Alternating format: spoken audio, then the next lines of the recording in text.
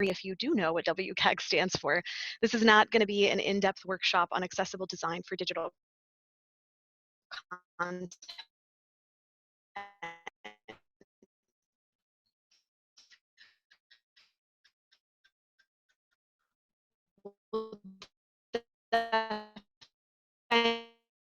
A little time. This presentation meant to give you a broader foundation for a thing working in your institution. That involves more than the technical associated with digital accessibility and the international standards that define it. We'll also talk a bit about the pitch, learning methods and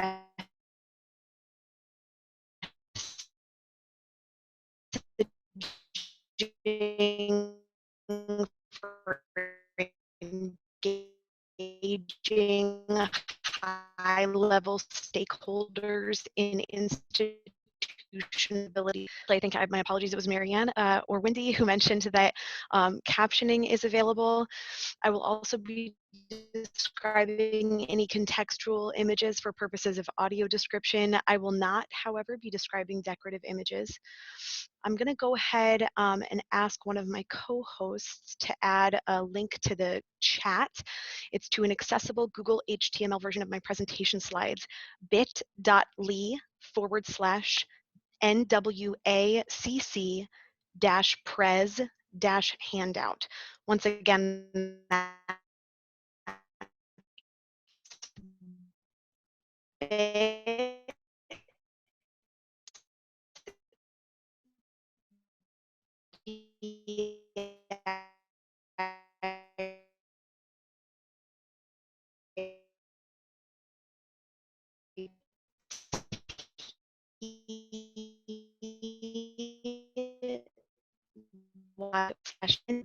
to know when most people heard accessibility, they hear you saying approachability or availability. Rarely are they information or processes within a given space. For greater compatibility across devices and browsers, this is especially noteworthy when academic coursework and campus life resources were already becoming increasingly digital before it became a COVID-19 imperative. Another one of the more substantial ways in which digital accessibility affects growth and retention is that accessible searchable content dramatically increases search engine optimization. This means that your digital content will be easier for all users to find and navigate. It's also profitable. A recent study commissioned by DQ Systems found that 70% of internet websites in certain industries were inaccessible to the vision impaired, missing a $6.9 billion market. Number 2, accessibility is the right thing to do, period. According to US Census data and a recent report by the CDC, approximate people. This is an enormous population for institutions of higher education to exclude simply because digital content has been designed without accessibility in mind. This is especially relevant since the stated mission of many higher education institutions is to establish an environment that embraces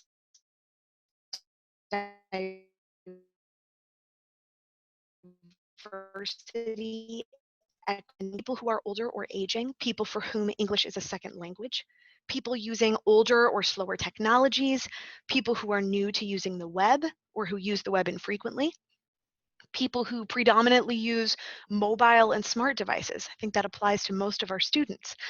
Frankly, people who are in stressful situations. This currently applies to all of us. Or people who are multitasking. The W3C's Web Accessibility Initiative has actually built a whole awareness campaign around the digital accessibility rationale that accessibility is essential for some, but useful for all. I'm actually going to take a look at their website here.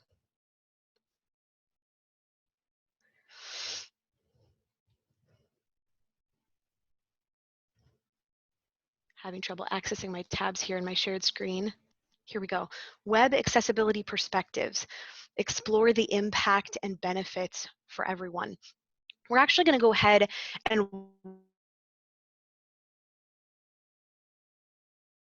watch a couple of their promotional videos to give you, not because I need you on board. You're already there because you're here. I show them to you to give you yet another resource that you can use to get the attention of folks on your campuses. The link to the full collection is in my references. It's w3.org/WAI/perspective-videos. So we're just going to take a look at a couple. They're all less than 2 minutes long.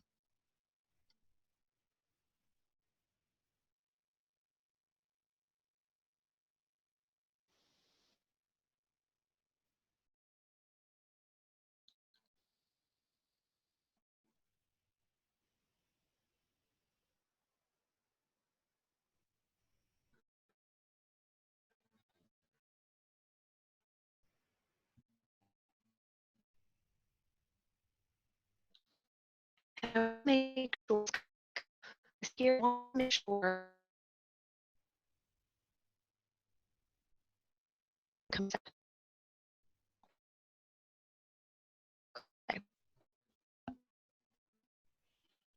Useful for all. Visit w3.org/WAI/perspectives for more information on text to speech.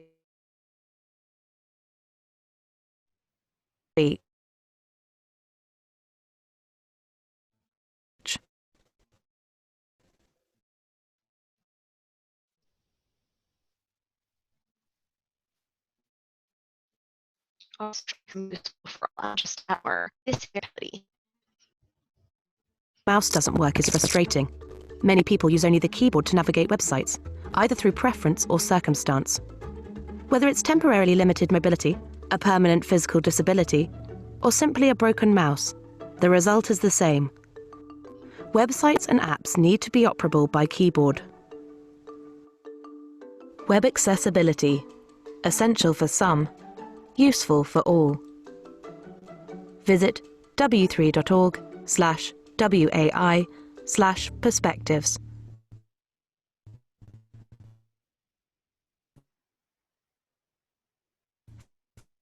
For more information on keyboard compatibility. Okay. So only after we talk about how good digital accessibility is for business, why it's the right thing to do. The third and final rationale, it is the law. The ADA and Section 504 of the Rehabilitation Act, which applies to higher education institutions receiving federal funding, make it clear that equal access is a civil right and that denying that access is discriminatory. Resolutions and case law over the last 10 to 15 years have even more clearly emphasized that this applies to digital spaces. So it's good for business, it's the right thing to do, and it's the law.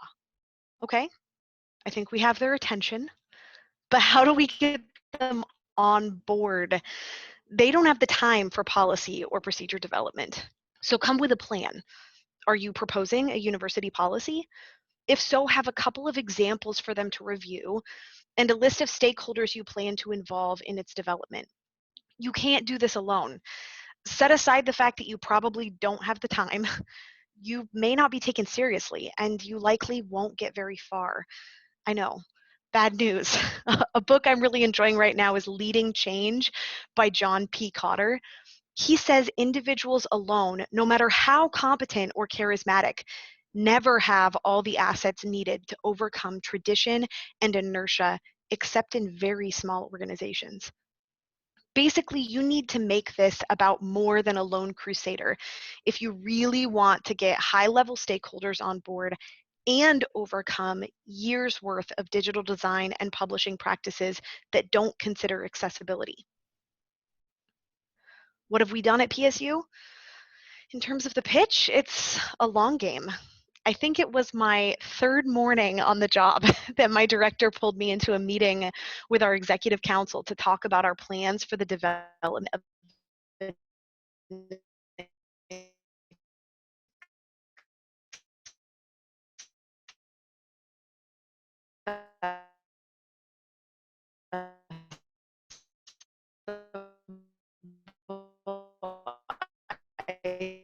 IT procurement, definitely more interested and invested in the why. It became clear to me in those first few weeks of my new position that if our goal was really to make the highest, most far-reaching impact as possible in terms of propelling the university's commitment to inclusion and accessibility, we needed to focus on two far-reaching areas. Number one, the accessibility of public-facing PSU-authored web content. And number two, the accessibility of high-impact level PSU IT purchases. So design for public spaces and accessible procurement for IT. Since then, as we develop new processes and workflows, we've been pitching again and again to the Office of General Counsel, the Technology Administrators Group, the Office of Academic Innovation, all in an effort to get the genuine feedback and polish that we need to come back to the Executive Council with a finished working product.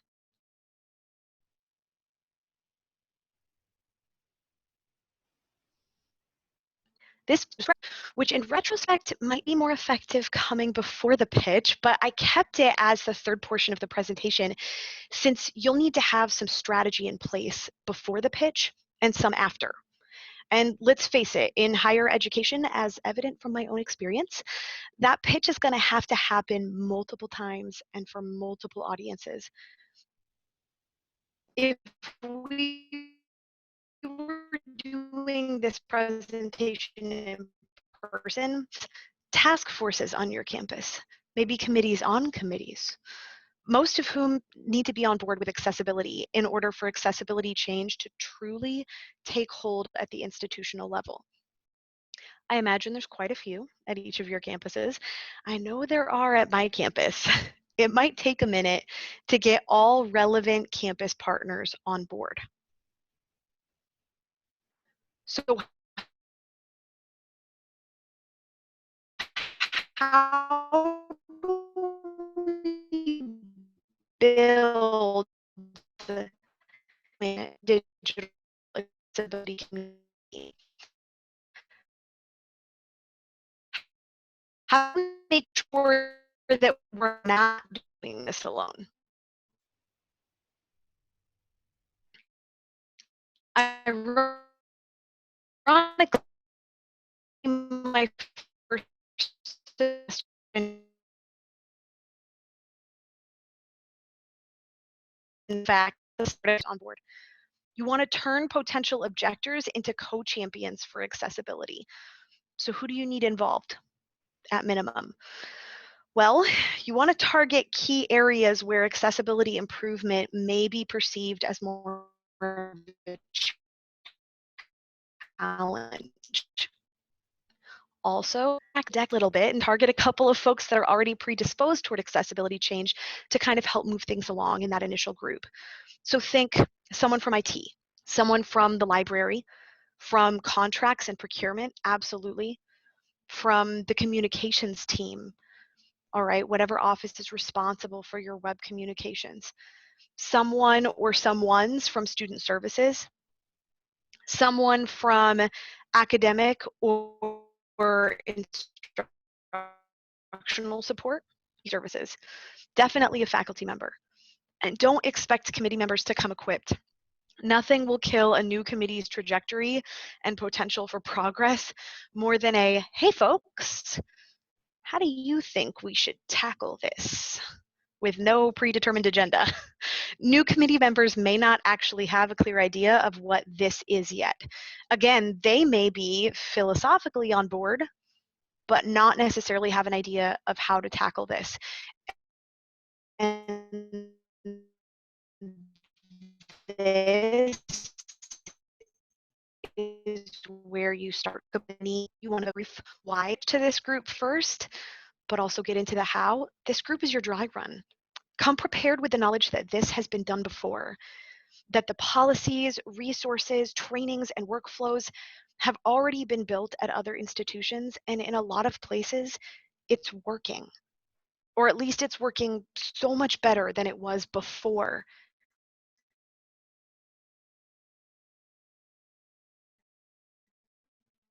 Any of this was taken on. All about crafting that overarching to-do list.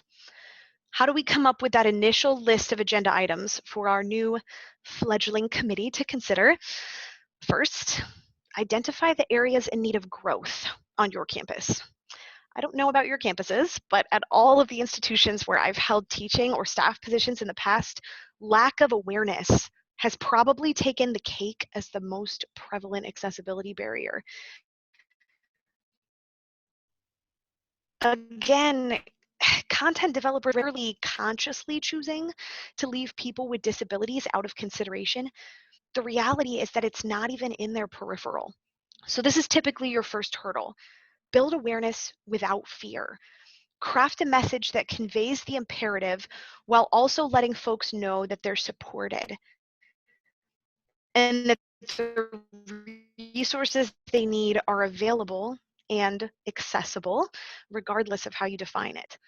Next, identify those areas in need of definition or workflow.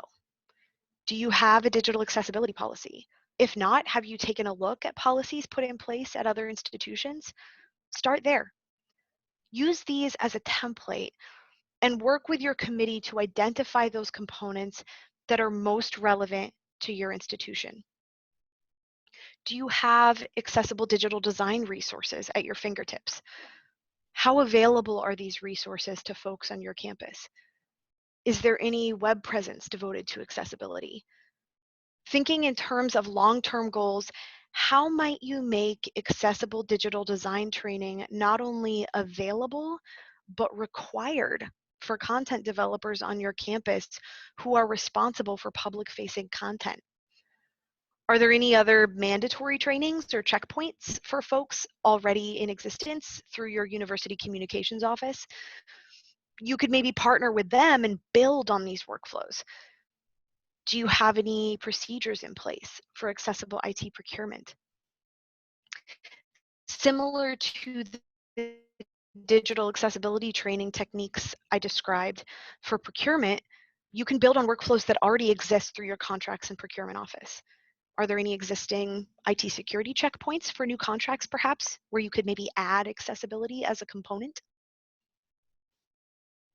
Probably the most intimidating of these recommendations is the development of the actual workflows and assets for accessible digital design training and accessible IT procurement. This is when folks typically wonder, well, first, and I can't emphasize this enough, do not reinvent the wheel. Others have done this before you. I know because I researched a lot of their stuff before building out my own workflows. Take a look at what's working well at other colleges and universities through your own institutional lens. And this is something that your co-committee members, those folks you're turning into co-champions for accessibility, this is something that they can help you with, and often with conversations before busy work. Ask them to find out what other schools are doing that is working. Now, this shouldn't be open-ended or undefined. Remember, we talked about that high output, low effort committee, right? You're asking people to join you in these efforts that have all sorts of responsibilities,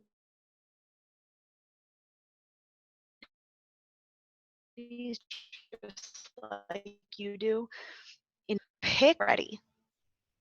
Take advantage of the resources that exist out there, right? The excellent accessibility listservs, the IT access listserv, the Athen listserv. See who's been doing this work, right? And I'm not necessarily talking about folks who are, flying the flag, doing it perfectly, right? I don't know if we have any institutions that are doing it perfectly, but they're folks that have been doing this work for some time, and it's so much better than it was before. So pick a couple of institutions that are comparable in size to your institution and put together a list of questions for folks to ask. So you've got some questions, you've got some contacts. Most people in your committee will be willing to take 20 to 30 minutes out of their week to make a call, ask some questions, and take some notes. Most importantly, one of those questions should be, can we get a copy of your trainings, your workflows, your policies, your templates? Just send it all over. Most institutions are willing to share. Speaking of, what have we done at PSU? Well, as I mentioned previously, the focus of my first year here at PSU has been the accessibility of public-facing PSU-authored content and the accessibility of high-impact PSU IT purchases. In terms of the first agenda item, I was really lucky in that my arrival coincided with a planned migration from Drupal 7 to Drupal 8. There's a lot you can do when folks are moving between digital houses, not the least of which is the reduction of PDFs. People don't even realize the number of non-HTML resources they have posted into their web space until they're tasked with moving from one web space to another, and they think, wow, gosh, most of these could be archived or deleted or maybe even converted to HTML. Like most universities, new pdx.edu content developers have always been required to take a digital content management training through the Office of University Communications. New employee needs access to edit the website. They're required to take some sort of intro to Drupal, enterprise content management system training. But during a move, new and old content developers would be required to take a training to acclimate themselves to the new space. So I went ahead and built that digital accessibility training series that I shared with you before, and I worked with the Office of University Communications to make it a prerequisite for their training. So no one was going to get access to the new Drupal space without taking the accessibility training. I'm going to take a look at those videos really quick. I realize I can close some of the tabs that I've already shown you. Simplify this a little bit. Okay, so I made this 5-part digital accessibility basics training series, which really is the basics, right? Each video is less than 10 minutes long. I made it available publicly on the website, but for purposes of partnering with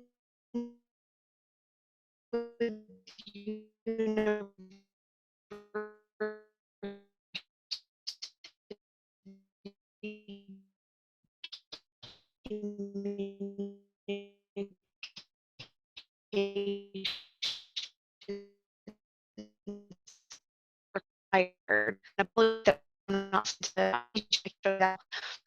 Each created very simple ones, just before they take the enterprise CMS training.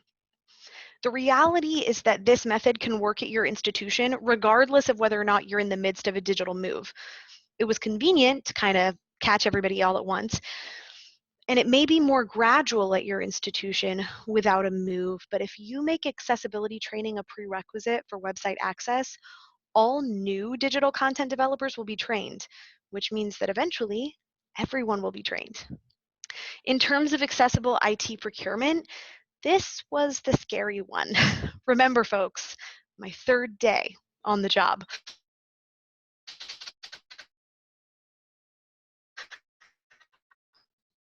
But like I said, others have tackled this before me. And second to refresh here. So the first were just to kind of set a groundwork, right, to make sure, okay, if we're looking at what other universities and colleges are doing, we want to be looking at what other colleges and universities roughly our size are doing. So what is the average yearly enrollment? Correlatively, what is the approximate number of employed faculty and staff? But then start to ask questions to kind of help figure out what is their system? What's working for them? What's not working for them? Conversely, right? Because I might have an idea in my head of what processes we need in place for accessible IT procurement that have already been tried and aren't working. So what departments and organizations explore new technologies most frequently? Who are the primary decision makers with regard to new technologies? I'm going to scroll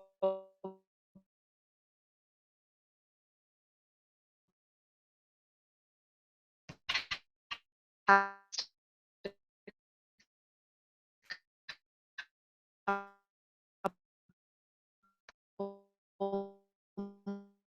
more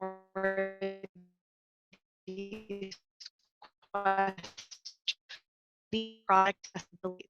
Your institution have always recipes. Do you have a process?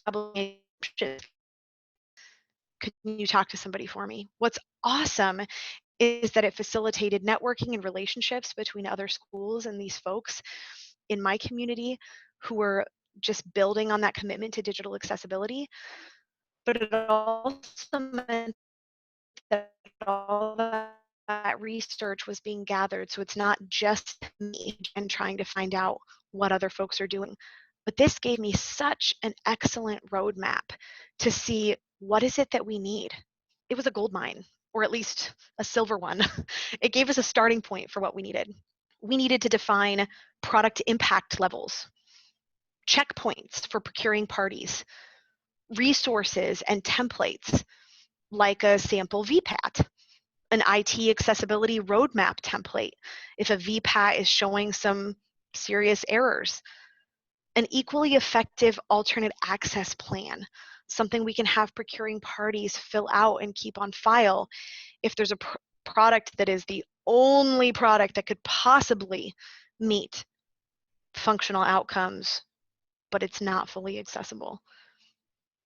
I'm actually going to show you, I'm not going to show you all of the resources that we ended up developing as a part of this work group, but I will show you a visual that I developed to kind of help explain it as we sort of go around as we beta test the workflow. It's going to make me refresh here.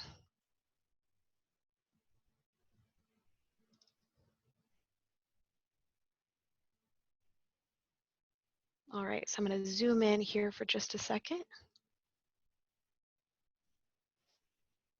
Okay, so this gives you just a basic idea of all of the research that we looked into. What are other institutions doing? Okay, we need to establish impact levels, and we need to establish checkpoints for each of those impact levels. We heard what folks were doing in terms of security reviews that are already in place.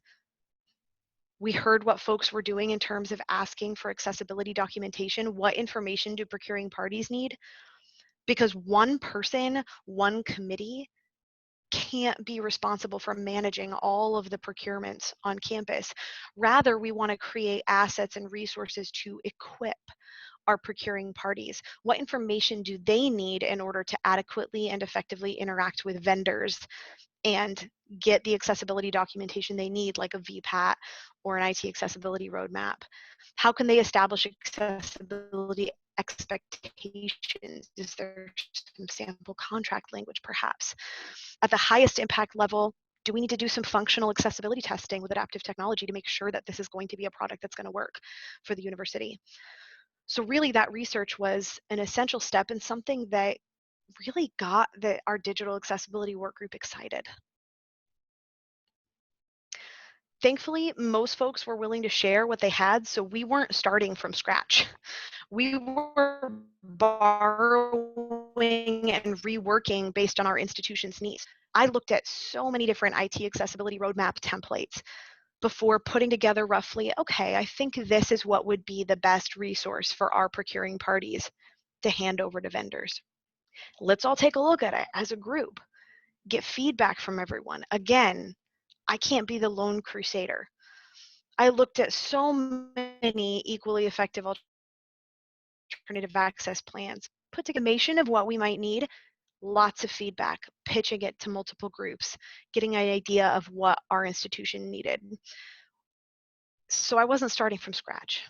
It's one of the reasons I love this field is folks' willingness to share information and resources. We help each other. On that note, does anyone have any questions? Hello. So I will be going over some of the questions we already received. And everyone, you are welcome to post any additional questions into the chat. We will go over those questions one by one.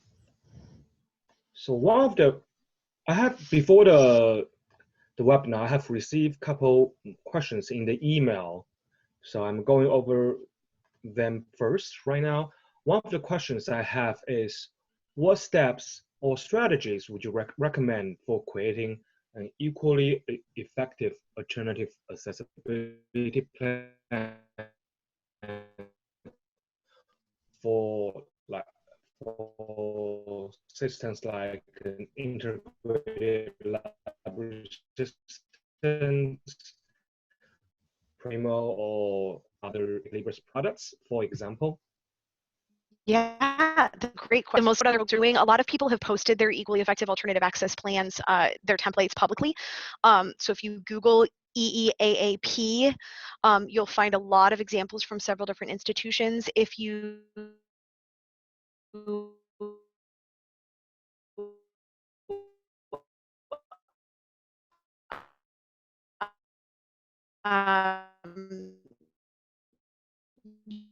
you may see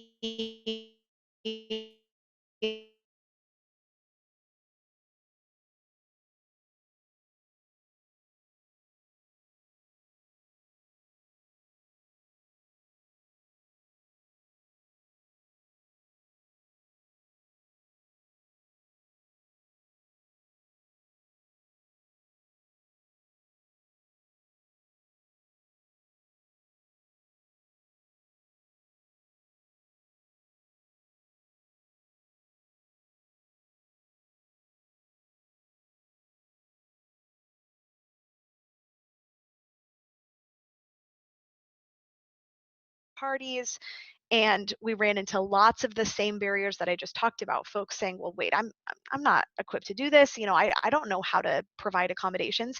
And that's why it's really important to emphasize an EEAP is not an accommodation plan. Absolutely not. Accommodations are determined on a case by case basis by qualified individuals working for disability cover. Instead, you're taking a look at what the barriers are based on the VPAT, the accessibility roadmap, and you're describing alternatives. It might be as simple as saying, let's say it's a math homework portal, right? And there's a couple of assignments within it that are accessible via screen reading software. So the department says we've pre-downloaded PDF versions and we have them in storage ready to share with the DRC for conversion as needed. They don't have to figure out, oh my gosh, are there pretty set steps? So I think really just thinking about those fears that folks are going to have about filling out an EEAP beforehand and benefiting from the work that other institutions have done before you. All right, there's a related follow-up to that question, talking about accessibility improvement plans. So do you want to address the difference, like any resources for coming up with improvement plans? I'm not necessarily familiar with that specific terminology. In turn, would be that might be something that a vendor would be putting together for their product. Definitely when one of the assets we discovered that was really important for institutions whose processes were working well for procurement is that they had an IT accessibility roadmap template on file that procuring parties could give to vendors, because vendors might have a VPAT that shares, these are all the things that are compliant, these are all the things that are currently compliant, but there's not a very clear roadmap of when those things are going to be fixed. An IT accessibility roadmap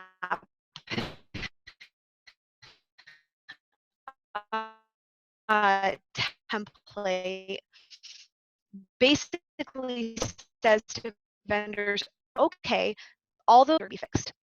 So through an IT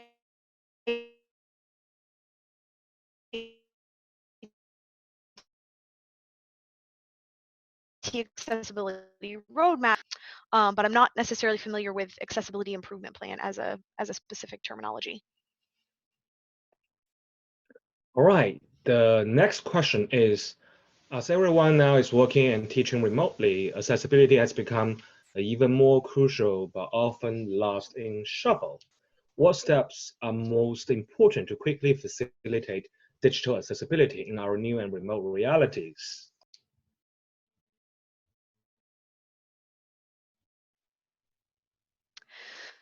Well, I think the most important thing is making sure that resources are available as much as possible. The work to make course materials accessible it's work,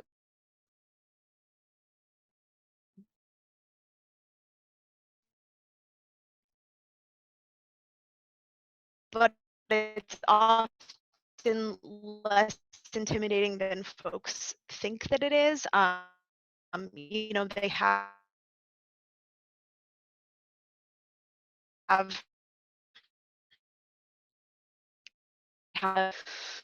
PDF distributing, they don't realize that if they didn't, PDF remediation often looks like in Adobe. Actually, in the broader picture,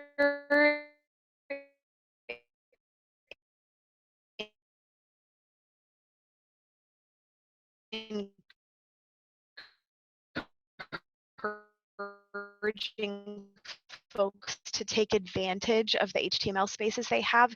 A lot of folks aren't using it, which are inevitably harder to maintain. Just making people for converting course materials to a more accessible format is the most important thing. Making sure that folks are aware of the inaccessibility of digital assets. Like I said, I think it was right at the beginning of the presentation, you talk about accessibility and a lot of team members they don't even necessarily know what accessibility means, and so it's building that awareness without fear is building awareness while having those resources in place, and making clear what all of the support systems on campus that are available, whether that's a disability services office, whether it's an instructional design support. Often colleges have an instructional design office that helps faculty to create online materials, making sure that those folks have the resources they need and that they're equipped. It's more than telling folks, hey, your stuff has to be accessible, but making sure that they know where the resources are. All right, and just a reminder, everybody, if you have questions, you're welcome to post them in the chat. We will go over them one by one. And the next question is, how do we address the issue of I fully support this effort, but I just don't have time to adjust my digital video, or I have to quit. Now that I have quit it over the years ago.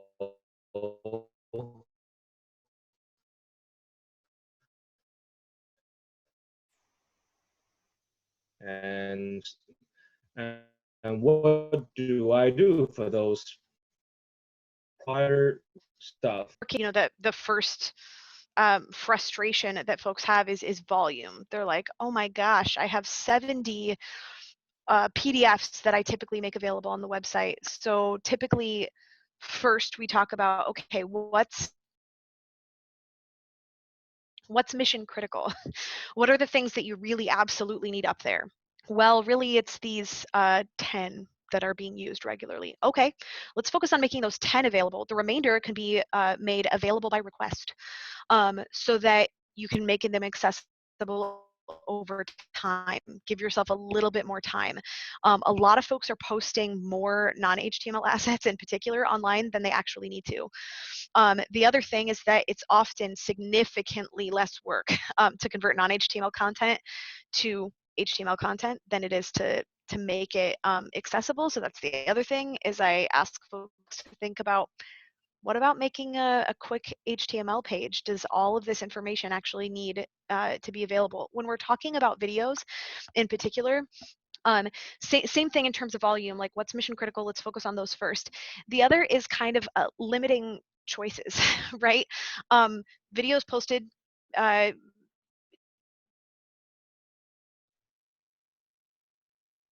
to a public-facing space must be accessible. If you don't have a policy, that's probably one of the first things that you want to work on, because it's a priority. But when there's an institutional mandate, hey, this public-facing stuff needs to be accessible. Options. Okay, all the resources that you need to do this.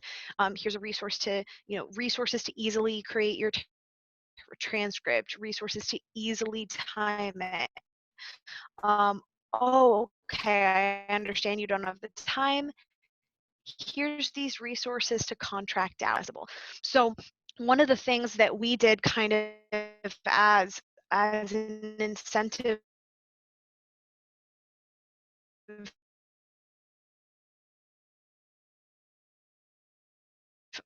for folks, we set aside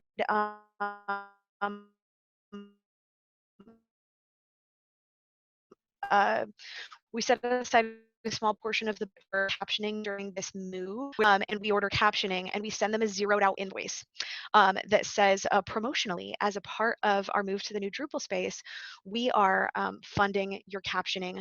However, after the entire website is launched, you will be invoiced for the cost. What's great about that is it gets people motivated. They're like, oh yeah, free captioning for this limited period of time, but also they see how little it costs for those public facing videos, those 2 to 3 minute promotional videos that they've got in those public facing spaces. And like I said, our focus right now is on public facing content. Our Office of Academic Innovation works more closely with faculty on academic content, so my focus has been more public facing, but that's kind of one method that we've been using to kind of incentivize, get people excited about it, and sort of transition them into their departments being charged for it. All right. The only questions remaining right now is we asking with Michelle, will be able to share the documents you show us during the